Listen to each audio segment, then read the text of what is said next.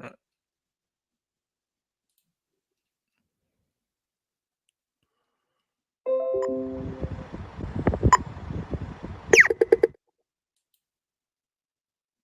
And good morning, welcome to another live stream. Today we're going to talk to Professor John Gilroy from Sydney University and regarding First Nations people on the NDIA in remote areas. I've had huge concerns in this area. I've reached out to many people in the past, and John's been very kind enough to respond and have a chat with us today. So, John, thank you for coming this morning. Mate, it's always a pleasure. So, can you just give the audience a brief description of what you teach at Sydney University? Yeah, so my name is Professor John Gilroy. I'm a Professor of Indigenous Health and Disability. I'm the first Aboriginal person in Australia to lead Aboriginal disability scholarly research, and I am the most published in the world on indigeneity and disability. And at the university, I teach Indigenous health and disability to undergraduate and postgraduate allied health students. Okay, so that's you got a huge platform there with I'm a nerd, mate. I'm a nerd. Nerds rule the world. That's good. So, there's Bill Shorten's trying to bring in changes to the NDIA, trying to streamline how people access the NDIA and cracking down on fraud. But you hear very little about people in rural and remote areas. Can you just give a description of the difficulties people in those areas face? Yeah, over the last 10 years, I've led multi-million-dollar research projects in rural, regional, remote areas, talking from the desert regions of Central Australia through to Western New South Wales. I've also was involved in very large brain injury projects in Aboriginal communities up top end Queensland and top end Northern Territory. And some of the biggest challenges that we Aboriginal and Torres Strait Islander people face is one, that there's enough services there. So the NDIA and the NDIS were developed with the foundational view that everyone's starting from the same start line, when in fact Australia is a humongous continent. Australia has diversity of languages and cultures in Aboriginal population, in the Torres Strait Islander population. But the fact is that large packages and medium-sized packages are given to Aboriginal and Torres Strait Islander people without the actual infrastructure to support Aboriginal people with a disability. And another challenge that we have is that many mob don't have a deficit definition for disability. Rather, we see we actually have an empowering view and practice in supporting people with disability.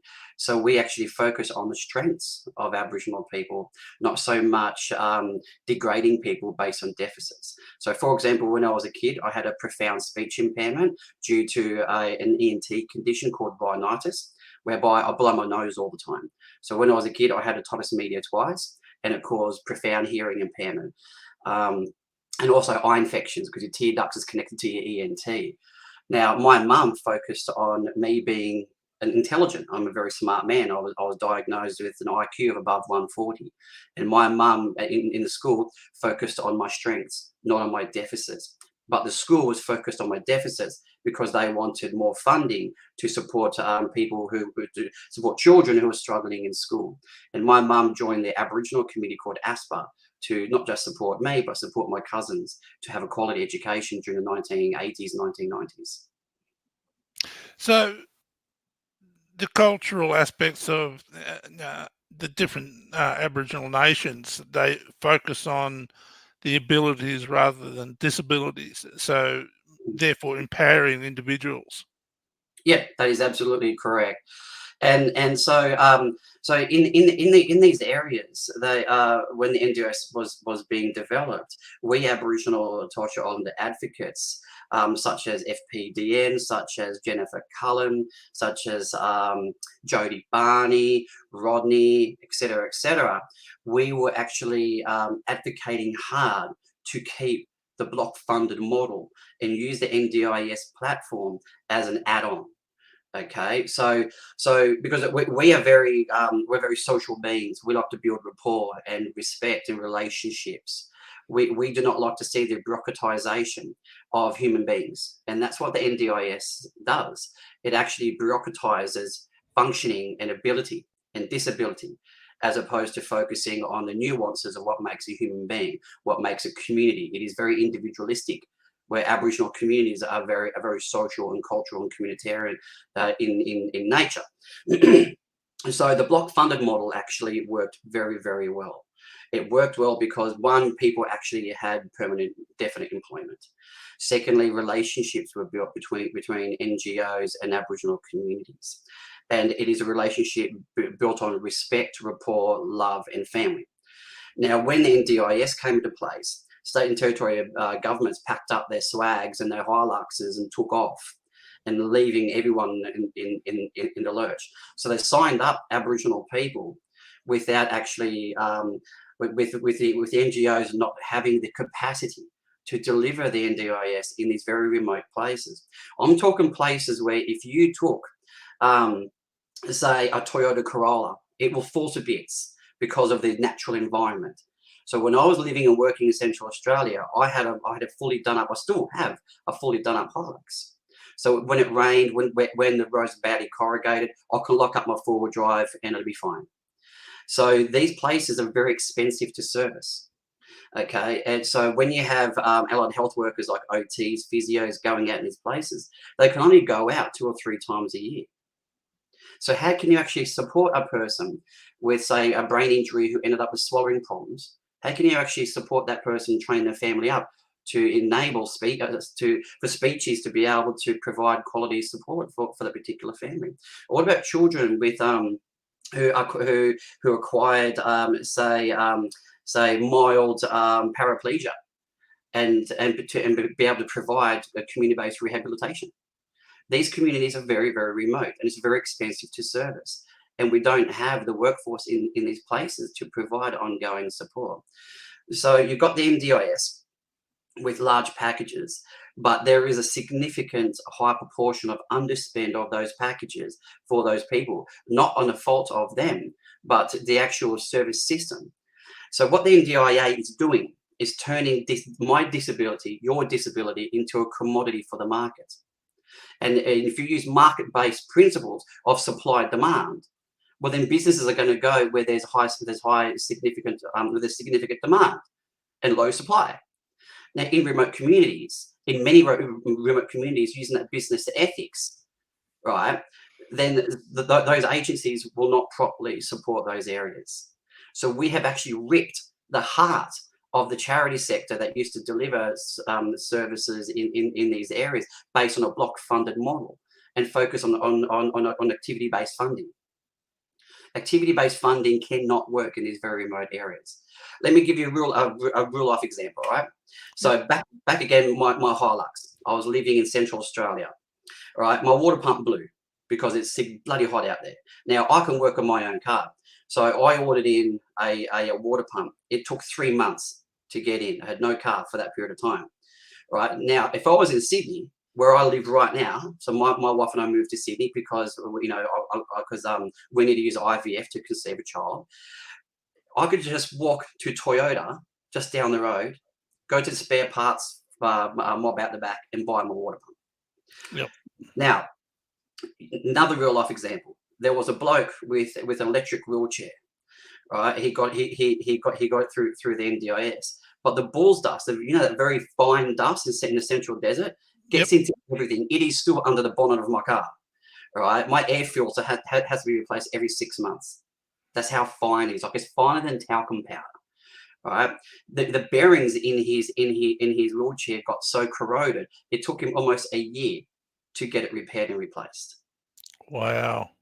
Okay, almost a year. So this guy was walking on his hands during winter or at night time because it's too hot for him to walk around. He really needed that wheelchair, and his family helped him by pushing him on the normal wheelchair that you would use in a hospital. That's not designed for that kind of environment. So you have city folk who actually the only exposure to remote communities is through a David Attenborough documentary or an SBS, Insight on ABC program. I've lived out there and I've seen it myself. It is very expensive and very challenging to get supports out there. And my view is that the NDIS, when it was launched, it didn't build or renovate the building. It knocked the whole foundations down. We lost the benefits of block funding, permanent block funding. Yes, the block funding model in the noughties and 1990s had its problems. But rather than renovating the house, they demolished their foundations. Right. And when they did that, they were giving all these people this funding with promises that they're going to get services, and they never delivered. I have met many dozens of Aboriginal people in remote communities around Australia who had no idea for a couple of years they were on an NDIS package. They had no idea. So there's absolutely no training for people in remote areas on the NDIS and how to access it, and there is limited training. Okay. There's limited training. So, a research team I was part of, I led Sydney Uni. We got funding from the Australian Research Council to ascertain ways to improve support for workers, people with disabilities for the NDIS planning process, right, in remote regional areas. We focused on inner Western New South Wales, right? So it's a circle from Bathurst to Cooma, wrap around to Condo, Burke, back around that area in Central Australia.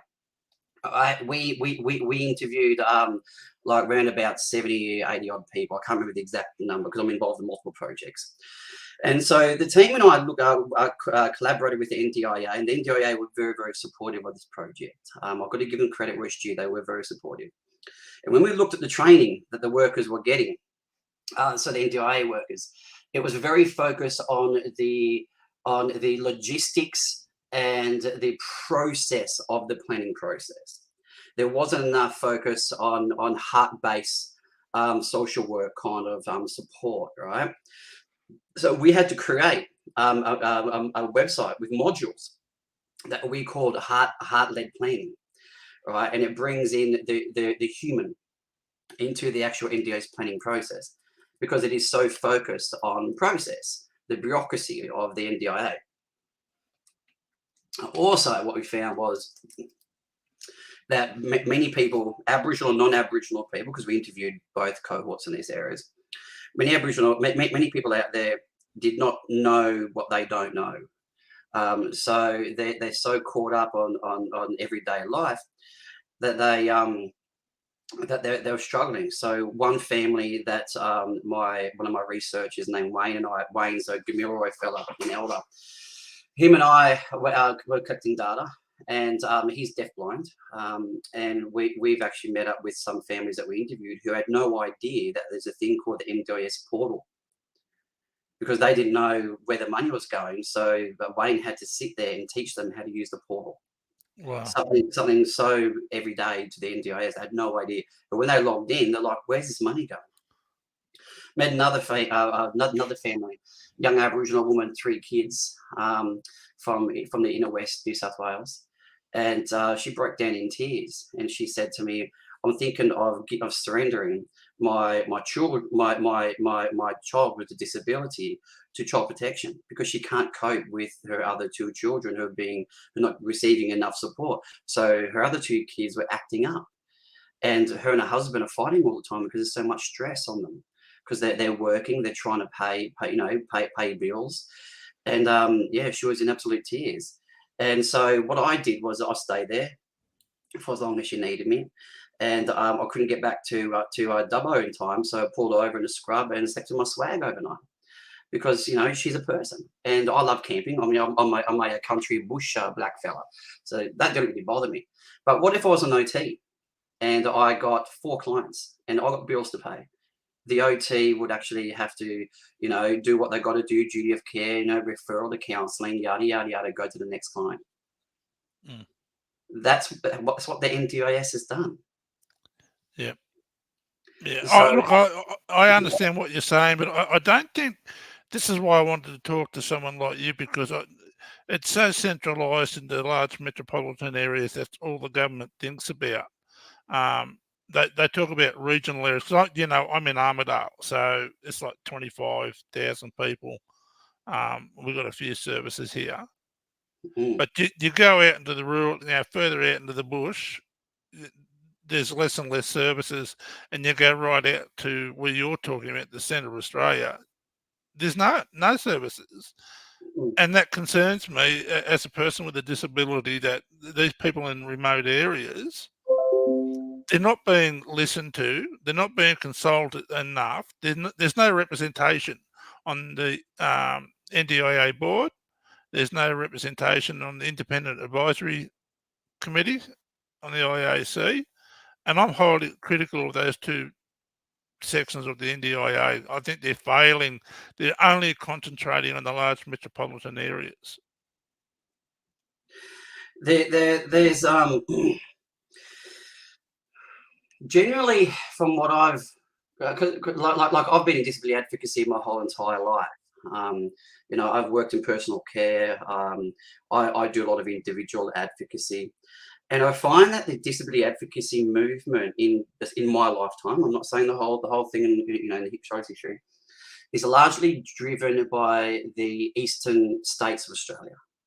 Yes. And it's particularly driven by those people who of middle to upper class, that they got affluence, and historically it was driven by mums, and the Aboriginal disability rights movement is largely driven by the the coastal areas of Australia.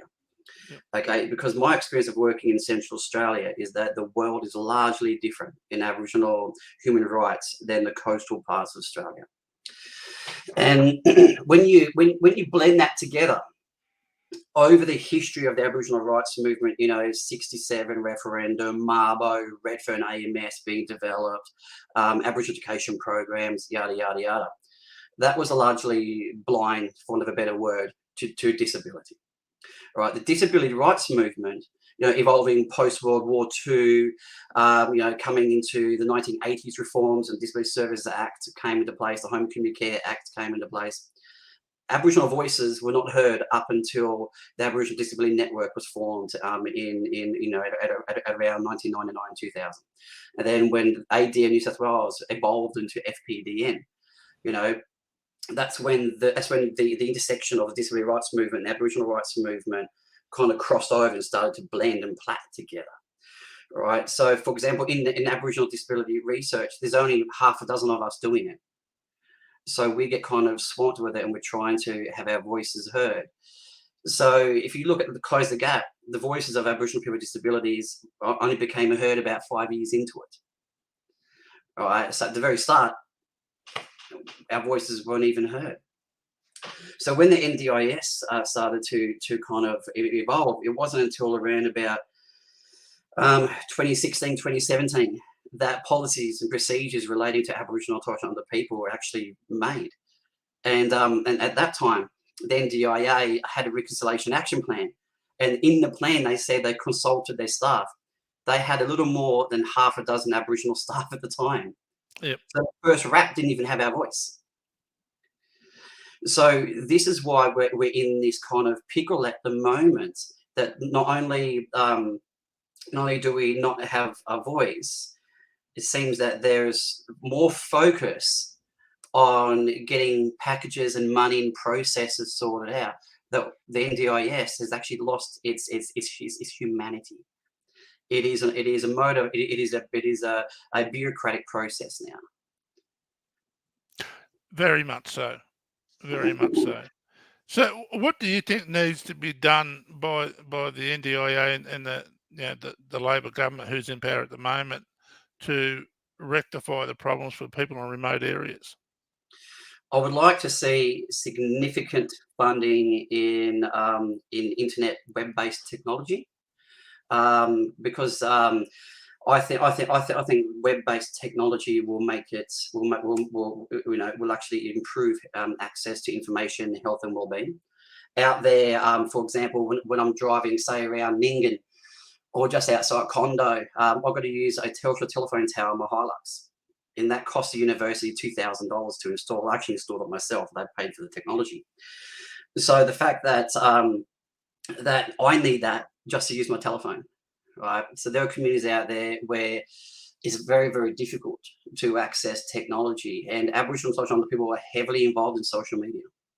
All right, we're very active in social media. The work of Professor Bronwyn Carlson has shown that. My work has shown that too. So improved access to that would really, really help.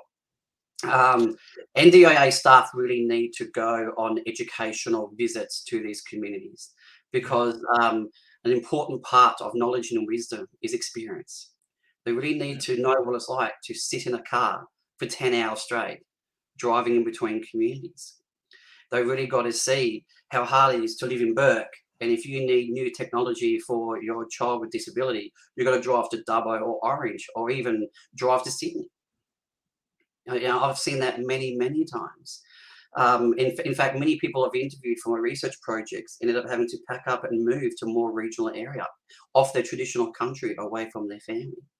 And that, so I just interrupt you there. Moving, like you said, people moving into the cities away from their homes, their cultural backgrounds. How destructive is that for those people? I mean, how hard is it? It's heart-wrenching. It's heartbreaking. It wrenches the heart and soul out of the people. I've seen people with teenagers with disability, right? When they finish school, there's nothing for them. So the kids end up bored and they become destructive, and some get involved in crime because they don't see a future for themselves.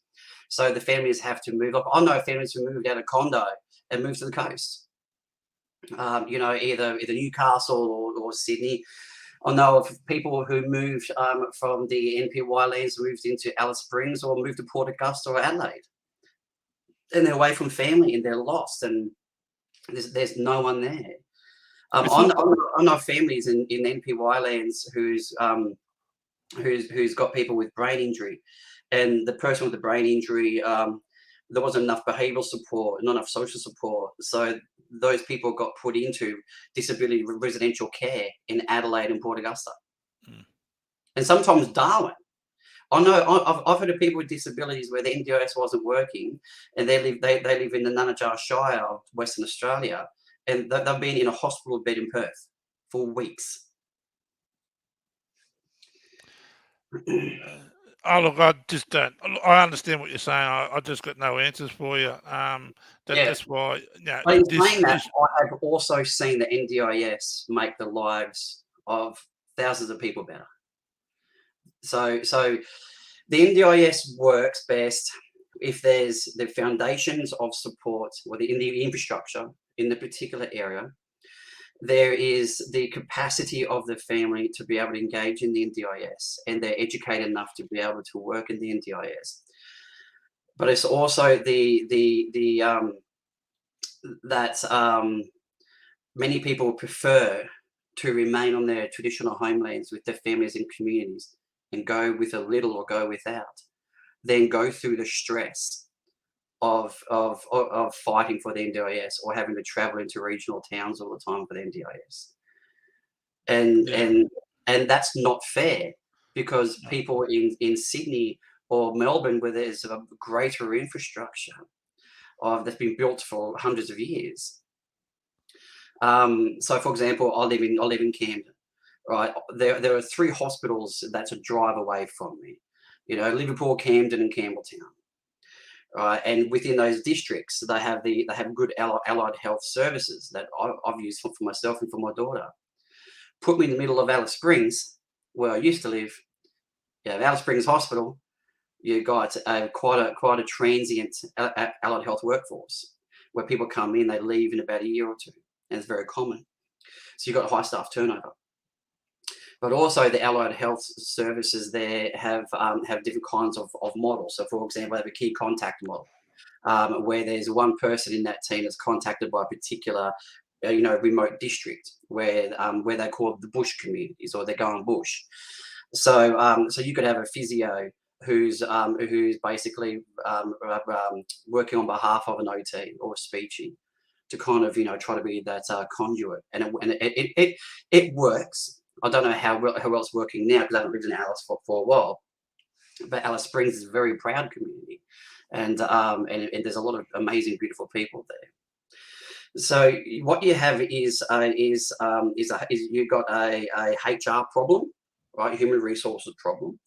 You have this business ideology of the free market philosophy that's embedded into the NDIS that doesn't work in those areas because of supply and demand. You also have the training of the the Australian workforce, not just NDIA, the workforce. Training of the workforce is so focused on understanding the bureaucratic processes, but also how to manipulate the bureaucratic processes to get the best plan. Then you have the level of the strength and the endurance of families to be able to cope with the NDIS planning process. So those who have who have a level of education, who are strong enough and have skills in navigating bureaucracies far better than those families who do not. So, for example, my mum's a proud Aboriginal woman, right? She's always been strong, Aboriginal woman, very strong in the rights for our elders. When I was a kid with my siblings, strong in education rights for Aboriginal people. She can't navigate the NDIS nor the My Aged Care program. So I did it for her, and I found it hard. And I'm a freaking professor. And I've been involved in trying to design the NDIS, and I've led some of the biggest Aboriginal disability research projects in the country. So if I find it rather nauseating and complex, can you imagine a single mum with 2 kids with autism?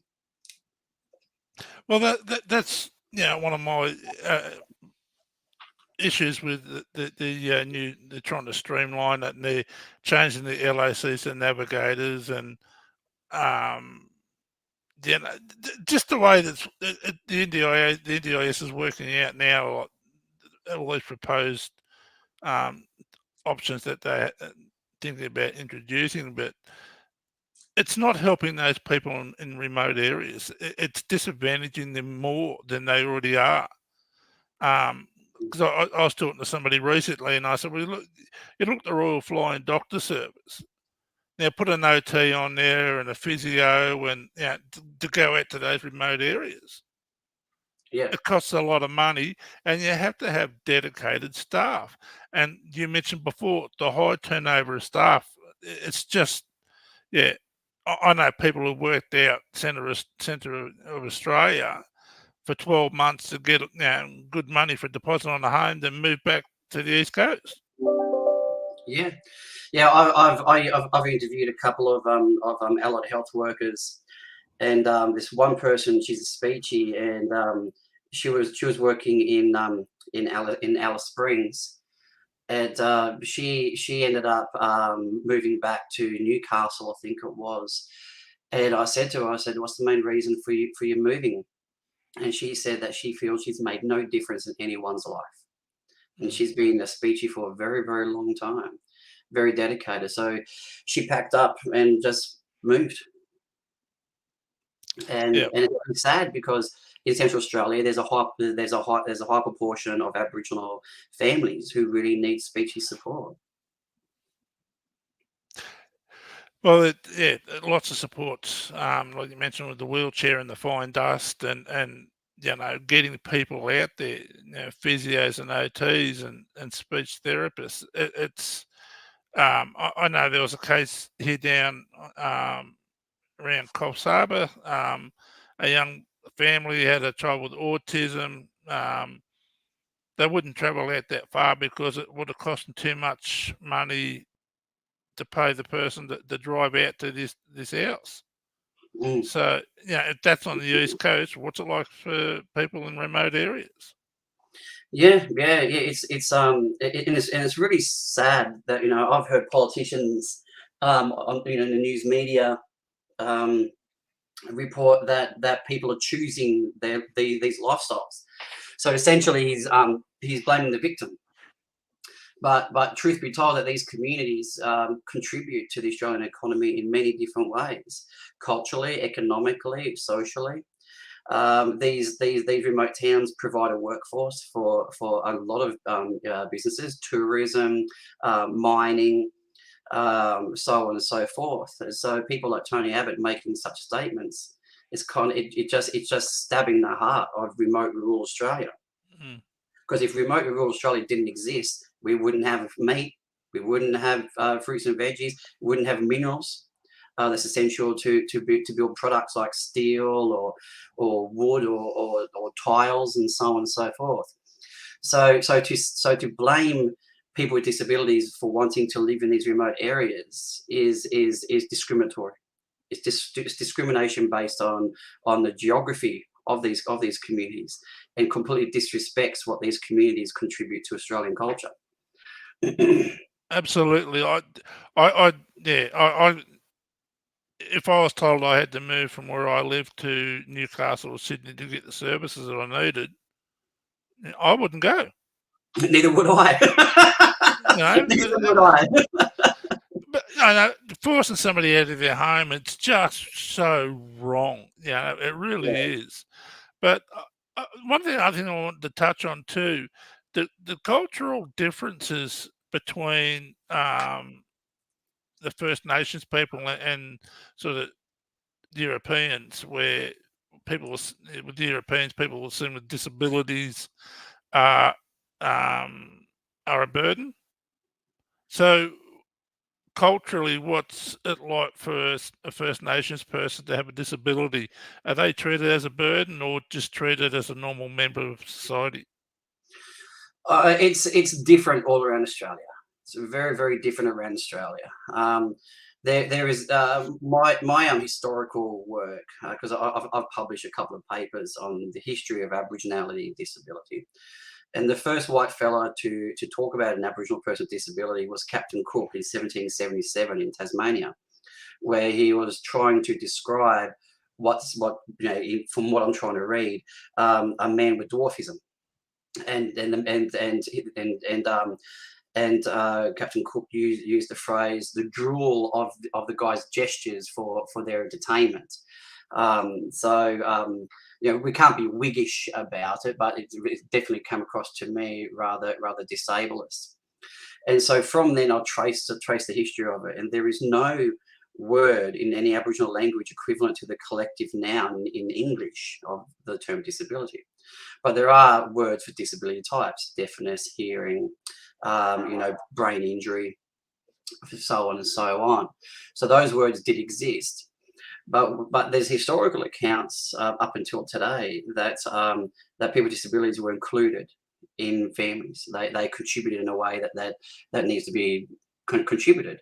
So, for example, in Central Australia, there was a study led by can't remember his name. I think he's from Sydney Uni, where he found that the tibia of this particular Aboriginal community was bent, and he called it boomerang leg, and exhumed the bodies of deceased Aboriginal people to do a study on boomerang leg. Even though from the photos that I can see, these men and women were very fit, very healthy. Like there's a photo of one bloke with boomerang leg carrying a kangaroo. Now I couldn't carry a kangaroo. They're very heavy marsupials. Yep. So this scholar described it as a physical abnormality. But the men and women, propagated the land, did very well for themselves, lived very, very self-sustainably. But also the experiences of disabilities in many of these remote communities were caused by colonisation and invasion.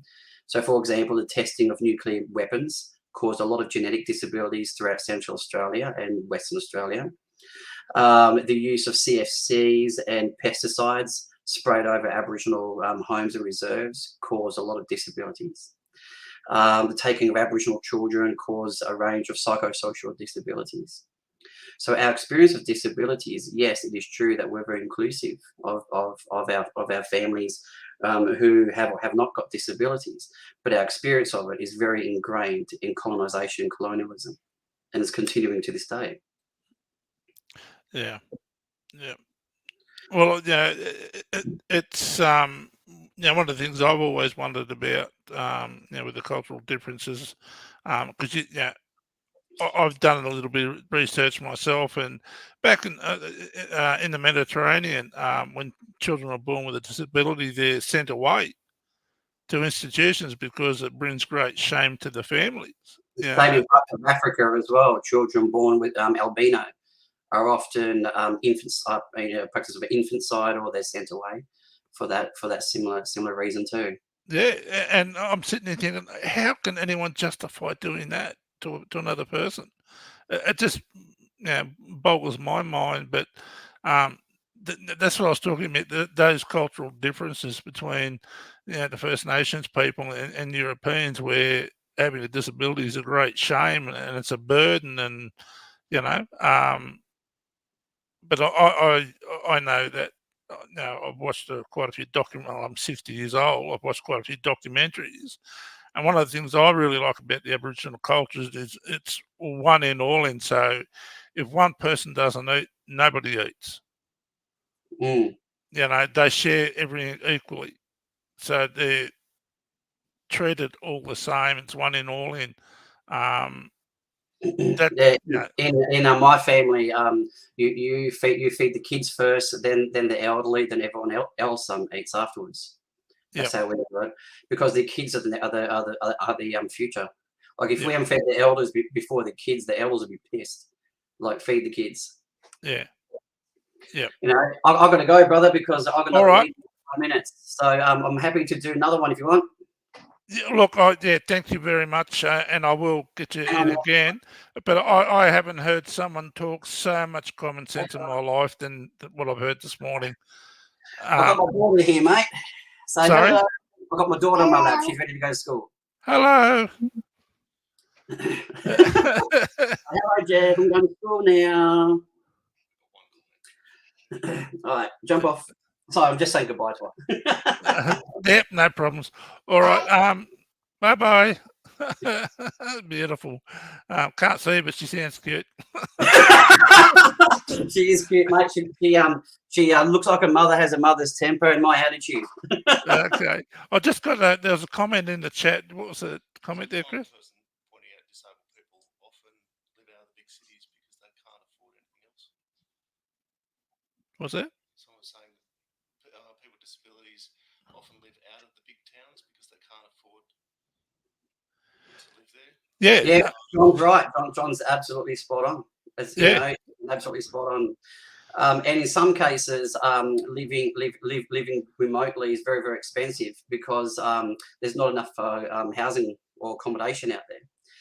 So in some cases, where there's farming, like for example, cotton farming and all of that, the accommodation, the rent can actually go up at certain times of the year. Yeah. Yeah. It's the financial burden of living in remote areas. It's yeah. Yeah, you go out there and fuel's so damn expensive. It's nearly twice as much, 3 times as much as what is in the eastern states. I got photos of the shops in some remote Aboriginal communities from the year 2016, and diesel was just above $3 a litre. Yeah. And they were selling fruits and veggies that had mold. That's some decomposing because the fridges were struggling to operate, in the middle of summer.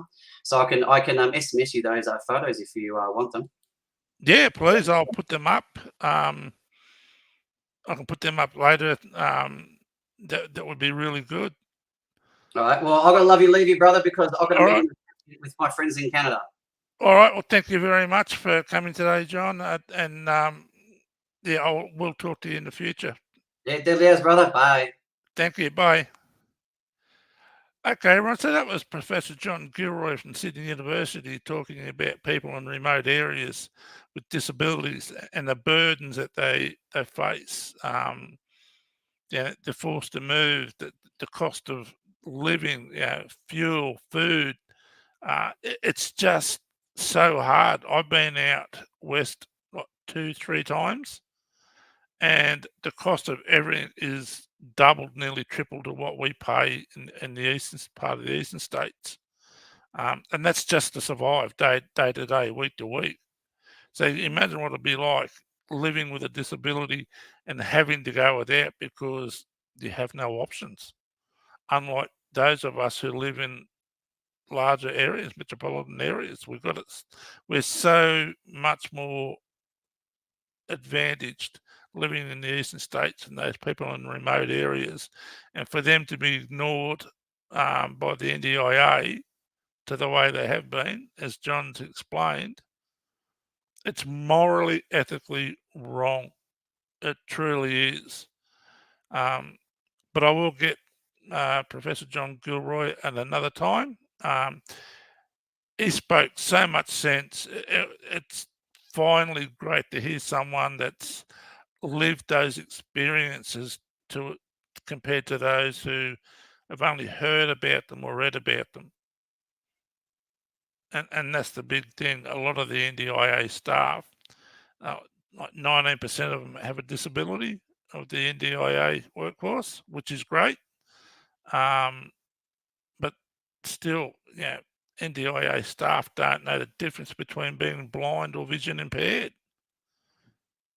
Now, low-grade paras, it's just education, like John said, and access to technology in remote areas would be so beneficial to those people in remote areas. But I'm rambling on, as I usually do, unfortunately. I apologise. But I would like to ask everyone who's listening to please subscribe to my YouTube channel. Hit the notifications button and select all notifications. That way, when I do a live stream, you're notified. Every time I put something up, you're notified straight away. And please leave a comment. It helps with the algorithms. If you don't like the content, say so. I won't be offended. I've been called a lot of things in my time. But I did want to do a big shout out to a recent subscriber, Boozy Bunny. I've heard a lot about Boozy Bunny. I'd like to meet you, actually. You sound like a lot of fun. All right, that'll do us for this week. Thanks for joining us, and I'll catch you soon. Thank you.